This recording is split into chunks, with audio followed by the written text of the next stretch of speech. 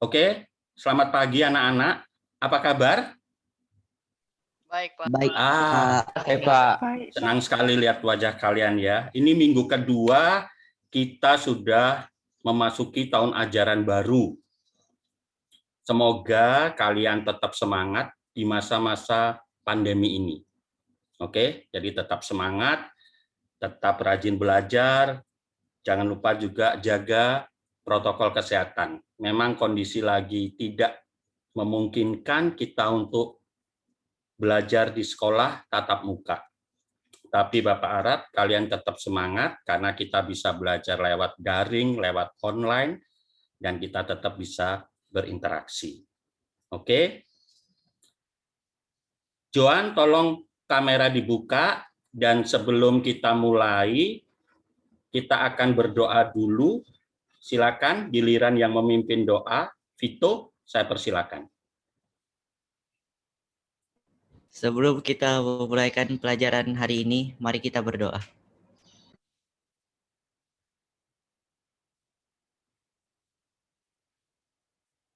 Berdoa selesai. Oke, terima kasih Vito. Kita sudah memulai pembelajaran dan semua sudah siap.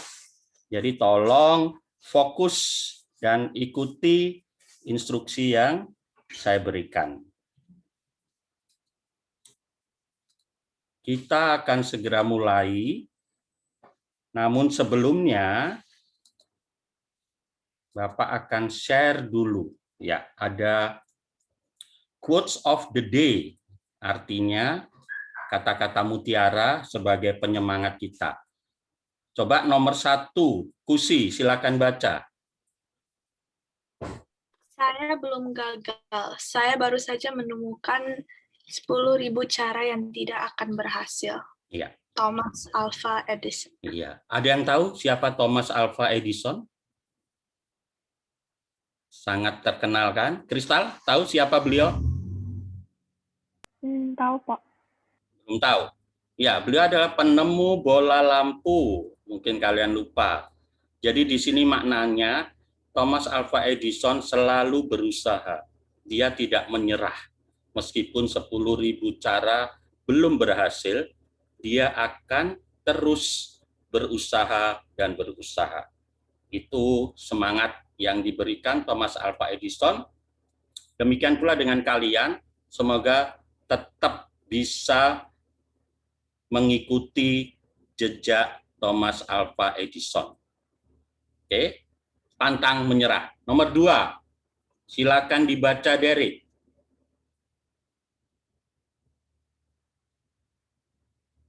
Pendidikan adalah senjata paling mematikan di dunia, karena dengan pendidikan Anda dapat mengubah dunia. Siapa penulisnya, Derek? Tolong dibaca. Nelson Mandela. Iya, pendidikan adalah senjata paling mematikan di dunia, karena dengan pendidikan Anda dapat mengubah dunia. Nelson Mandela. Nelson Mandela adalah mantan Presiden Afrika Selatan, penerima Nobel Perdamaian. Jadi, dia beranggapan bahwa pendidikan itu sangat penting. Saya yakin di antara kalian 10 atau 15 tahun ke depan pasti banyak yang menjadi orang-orang yang sukses di bidangnya masing-masing. Mungkin ada yang jadi dokter, insinyur, pengusaha, ataupun mungkin lawyer atau pengacara yang hebat. Ya. Jadi yang diutamakan oleh Nelson Mandela, pendidikan sangat penting karena bisa mengubah dunia dengan ilmu dan teknologi yang dipunyai seseorang. Mungkin suatu saat nanti kita bisa menemukan di antara kalian obat virus yang saat ini sedang melanda dunia, itu sangat memungkinkan dengan pendidikan.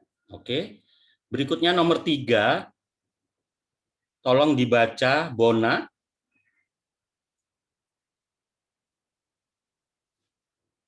Bona, are you there? Bona, tolong dibaca. Yes, Pak. Oke. Gantungkan cita-citamu setinggi langit. Bermimpilah setinggi langit. Jika engkau jatuh, engkau akan jatuh di antara bintang-bintang. Siapa yang menulis? Insinyur Soekarno. Ada yang tahu siapa itu Insinyur Soekarno? Meskipun kalian belum lahir. Siapa? Siap. Proklamasi. Iya. Bapak proklamasi atau proklamator atau presiden pertama Indonesia. Sangat bagus ya. Gantungkan cita-citamu setinggi langit. Bermimpilah setinggi langit. Jika engkau jatuh, engkau akan jatuh di antara bintang-bintang. Artinya, kalau kalian mempunyai mimpi atau cita-cita setinggi mungkin, tidak masalah. Mungkin dalam aplikasinya target nilai. Gantungkan targetmu 100, sehingga kalaupun tidak sampai 100 bisa turun 97, 98, 80. Tapi kalau targetmu hanya 70, nanti kalau nggak tercapai, dapatnya di bawah 70. Ya, jadi itu 3 quotes of the day atau kata-kata mutiara yang menjadi penyemangat kita. Oke? Baiklah, kita lanjutkan. Ada yang masih ingat pelajaran minggu lalu, pertemuan sebelumnya? Kita akan membahas luas permukaan tabung, yaitu rumusnya 2πr² ditambah 2πrt. Saya sudah menerima semua tugas yang kalian kumpulkan, baik LKPD maupun tugas pribadi atau perorangan. Oke. Berikutnya, apakah Anda masih ingat anak-anak 3 kata ajaib ini? Tolong diaplikasikan dalam kehidupan sehari-hari. Berterima kasihlah jika menerima sesuatu, ucapkan mohon maaf jika melakukan kesalahan, dan permisi jika kalian mau masuk atau melewati orang yang lebih tua atau mau meminjam sesuatu. Oke. Baik, itu semua pengingat dan penyemangat untuk pelajaran hari ini. Mari kita mulai topik hari ini. Jika kalian lihat itu, apa yang terlintas di pikiran kalian? Bebas. Sebelum masuk ke materi, jika kalian melihat benda atau gambar ini, apa yang ada di pikiran kalian? Es krim, Pak. Es krim, betul. Dan es krim yang terkenal di Indonesia, kalau ada bentuk seperti itu di mana? Salah satunya. Cornetto. Cornetto, boleh. Apalagi? Itu di Campina ya. Mereknya macam-macam kan? Kalau kita pergi ke restoran yang terkenal itu, kita mau beli bla bla bla ice cream. Restoran yang dekat sekolah itu, ya, apa namanya es krimnya? Yang terkenal itu yang ada coklat, kadang ada ini. Es krim apa? McDonald, Pak. Ya, brandnya McDonald, tapi es krimnya namanya apa? Kalau dilihat dari bentuk tempatnya ini, McFlurry, Sundae. Tapi bentuknya ini apa? Bentuk Kerucut. tempatnya kerucut. Tapi di McDonald kan kalian nggak mungkin beli es krim kerucut. Biasanya nyebut apa? Cone. Nah, itu. Kalau di McDonald namanya es krim cone. Jadi jelas ya, cone. Nah, kalau kita membeli es krim, nggak mungkin penjual hanya memberi langsung seperti ini dan es krimnya. Tentu saja ada apanya di luar kemasan ini, ada kertasnya sebagai pegangan kita supaya higienis, tidak kotor. Nah, kertas pembungkus es krim inilah yang dinamakan luas permukaan. Masih ingat? Definisi luas permukaan, kita membungkus sesuatu dengan kertas, mungkin membungkus kado dengan kertas kado, terus kita hitung luas kertasnya. Jadi itulah definisi dari luas permukaan. Nah, yang kita pelajari hari ini, bendanya atau bangun 3 dimensinya adalah kerucut. Ya, bangun kerucut. Jadi tadi udah ada pikiran di kalian, ini es krim Pak. Terus bagaimana kita akan menghitung kertas pembungkus es krim ini yang merupakan luas permukaan kerucut. Ya, kita akan lanjutkan. Ya. Jadi kompetensi dasar kita seperti ini. Membedakan dan menentukan luas permukaan bangun ruang sisi lengkung, terus menyelesaikan masalah kontekstual. Dan tujuan pembelajaran kita ada 3. Menganalisis, menemukan, dan menyelesaikan masalah. Oke, tentu saja ini semua minggu lalu, pertemuan sebelumnya, ada peta konsep. Jadi peta konsepnya ini. Bangun ruang sisi lengkung. Pertemuan sebelumnya kita sudah membahas tentang tabung, hari ini kerucut, dan pertemuan berikutnya bola, tentang luas permukaannya. Di dalam matematika, apa sih kerucut itu? Ya, ini. Jadi ini gambar kerucut penuh dengan alas. Kalau dibuka, gambarnya seperti ini.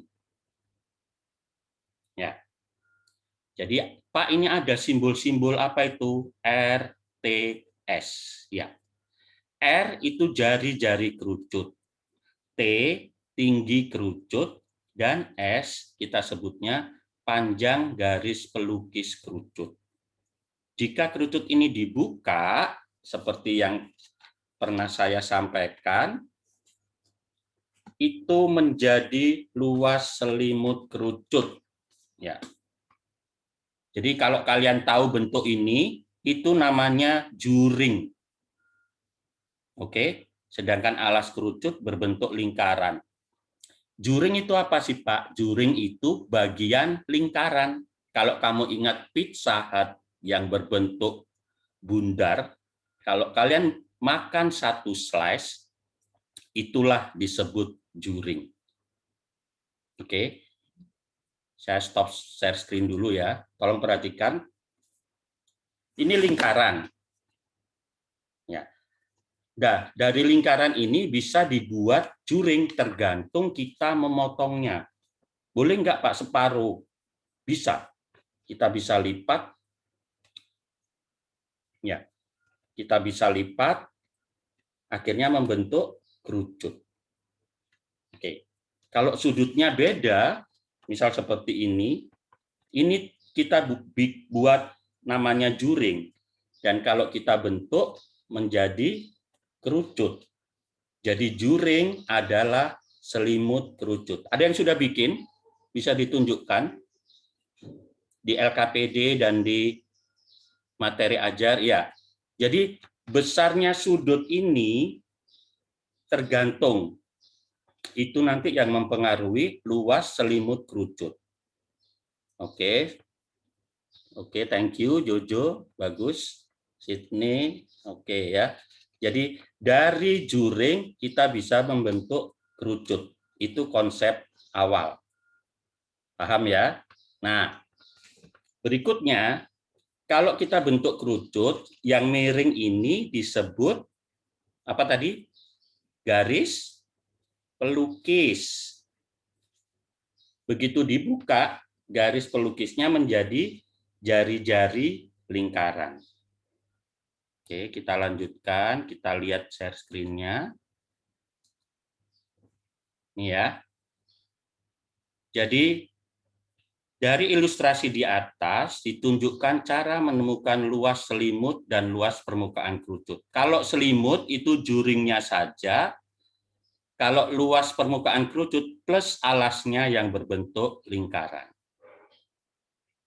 Jadi, S dalam kerucut itu garis pelukis, kalau dalam lingkarannya menjadi jari-jari juringnya. Ya, juring tadi bagian lingkaran, bisa bayangkan satu slice pizza, atau kalau kalian beli The Crepes di depan mall BCS itu kan ada yang jual The Crepes, pasti nanti dibentuk seperti ini, juring. Ya, itu bagian dari luas lingkaran. Nah, sekarang perhatikan bagaimana menemukan luas selimut kerucut dan luas permukaan kerucut.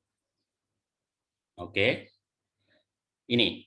Tadi kita sudah sepakat bahwa juring bagian dari lingkaran. Untuk gambar ini tolong diperhatikan bagian juring saja. Oke. Sedangkan lingkaran itu merupakan alas kerucut. Kita fokus ke bagian juring. Ingat, juring CDD aksen, ini juringnya, merupakan bagian dari luas lingkaran. Jadi luas juring dibanding luas lingkaran, panjang busurnya itu bagian dari keliling lingkaran. Jadi luas juring tetap, kita belum tahu. Luas lingkaran, rumusnya pi R kuadrat, tapi jari-jari lingkaran di sini adalah S, sehingga kita menulisnya pi S kuadrat. Panjang busur lingkaran itu 2 pi R. Secara umum ya 2 pi R, tapi untuk kondisi gambar ini keliling lingkarannya 2 pi S. Kenapa Pak S? Karena jari-jarinya di sini S. Sehingga dengan perkalian silang kita dapatkan bahwa luas juring CDD aksen adalah pi RS. Ingat, pi nilainya 3,14 atau 22/7, R adalah jari-jari, dan S adalah panjang garis pelukis. Jadi luas selimut tabung adalah pi RS, sedangkan luas kerucut ya, bukan tabung. Luas permukaan kerucut pi RS, luas total. Jadi supaya gampang kita bagi. Luas juring ini merupakan luas selimut kerucut, rumusnya pi RS. Kalau luas permukaan itu luas totalnya. Pi RS ditambah luas lingkaran yaitu pi R kuadrat. Bisa disederhanakan pi R S plus R. Tolong dipahami, mungkin ada pertanyaan. Jadi jangan bingung bagaimana membedakannya. Kalau luas selimut saja, seperti yang kita bikin tadi, dengan model lingkaran dan kita potong sebagian menjadi luas selimut. Oke? Paham anak-anak? Ada pertanyaan? Jadi Paham, ada? Pak. Paham ya? Oke. Tidak ada, Pak. Jadi ini kesimpulan yang kita dapatkan. Tolong Kenneth dibaca. Kenneth? Ada Kenneth kan? Masuk toh? Iya, Pak. Ya, tolong dibaca. Kesimpulan dari penjelasan tersebut didapatkan luas sisi permukaan kerucut terdiri dari alas berbentuk lingkaran dan selimut berbentuk juring. Ya, stop. Luas sisi. Stop dulu. Jadi jelas ya bahwa luas permukaan kerucut terdiri dari luas alas yang berbentuk lingkaran dan luas selimut yang berbentuk juring. Lanjut, Kenneth. Kenneth, tolong dilanjutkan. Luas sisi permukaan kerucut adalah luas sisi sama dengan alas tambah luas selimut sama dengan pi R. Pi R kuadrat. Ya, lanjut. Kita bilangnya pi. Kenneth? Atau ada masalah jaringan? Kenneth? Halo, Pak? Ya, tolong dilanjutin. Luas sisi sama dengan... Ya. Luas sisi sama dengan luas alas tambah luas selimut sama dengan pi R kuadrat tambah pi R sisi sama dengan pi R dalam kurung R tambah S. Ya. Sekali lagi, Jadi luas sisi Nah, kerucut PR dalam kurung, ya PR dalam kurung R tambah S. ya tutup kurung. Ya, ini Jadi luas sisi penyederhanaannya. kerucut Ya, oke. Thank you, Kenneth. Luas sisi kerucut jadi PR, oke Pak. ya, ya. Jelas ya. Kalau kalian nggak mau menyederhanakan di sini, boleh. Pokok intinya, luas alas PR kuadrat ditambah luas selimut PRS. Untuk lebih jelasnya, termasuk penggunaan rumusnya, perhatikan video tutorial berikut ini.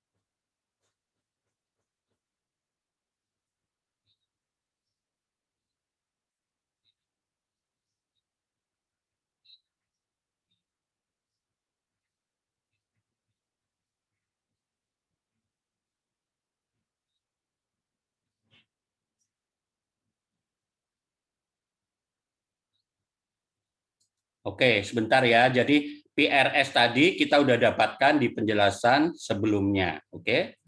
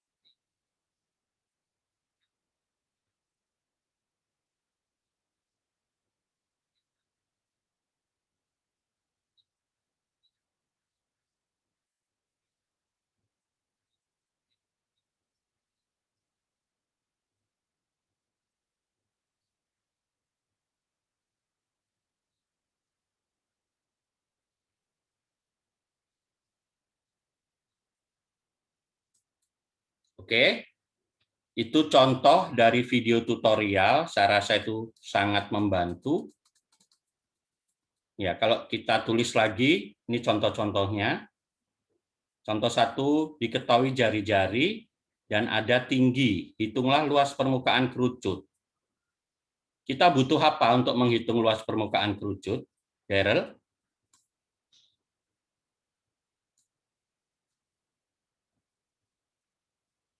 Untuk luas permukaan kerucut kita perlu Apa tadi?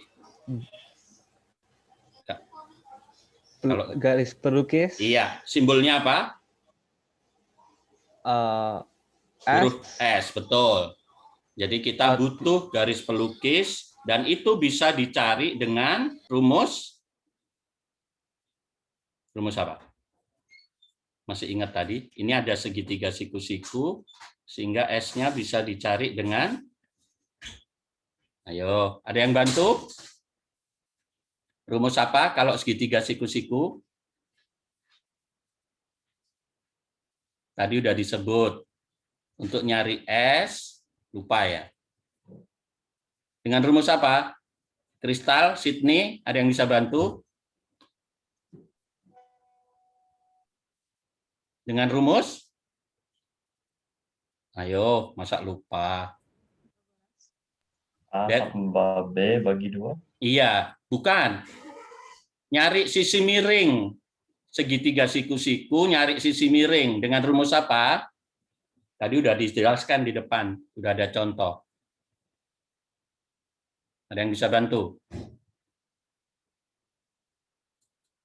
Daryl, sudah nemu? A kuadrat tambah T kuadrat. Sama dengan S kuadrat. Ya, itu disebut rumus Pitagoras. Jangan lupa ya. Ini. Ya, kita butuh S. S itu bisa dicari dari sini. Sehingga S ketemu, kita bisa menemukan luas sisi atau luas permukaan kerucut. Oke, nanti dilihat lagi ya di bahan ajar dan LKPD-nya itu ada contoh-contoh soal. Oke, berikutnya kalian sudah memahami dan ada beberapa contoh. Kemudian ini tugas mandiri, bisa dibayangkan. Kalian tadi sudah membuat model selimut kerucut, cuma dengan ukuran sudut yang berbeda-beda, ya. Jadi sekarang tugasnya ini tidak bisa satu langkah. Jika disediakan kertas 100x80, bikinlah sebuah topi ulang tahun. Dengan ketentuan nanti kertas yang tidak terpakai sedikit mungkin. Oke, nanti bisa dilihat jelasnya di LKPD. Yang tugas kelompoknya, kalian menganalisis dari luas permukaan kerucut dan permukaan tabung. Permukaan tabung sudah kita dapatkan minggu lalu. Ya. Jadi ini sangat jelas, nanti bisa lihat lagi di bahan ajar dan LKPD. Kalau butuh penjelasan bisa kontak saya lewat WhatsApp. Jadi, oke, paham ya? Tugas pribadi, tugas mandiri, dan tugas kelompok. Oke, akhirnya selesai pelajaran hari ini. Terima kasih, thank you, arigato, sese, matur nuwun, suksma, taurimong, dan mauliate godang.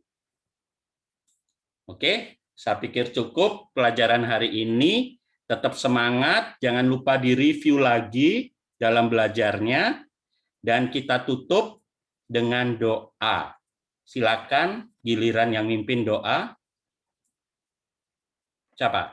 Oh ya, Kristal. Silakan Kristal. Teman-teman, untuk mengakhiri pembelajaran hari ini, mari kita berdoa. Berdoa mulai.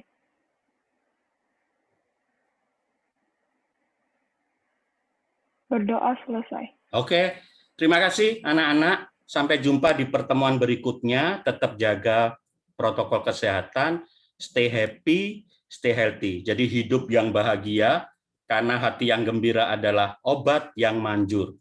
Dan healthy, dengan makan yang bergizi, minum, nonton aja yang menghibur, yang membuat hati kita tertawa. Oke? Sampai jumpa di pelajaran berikutnya. Terima kasih. Bye. Sampai Pak. Terima kasih Pak. Bye. Bye. where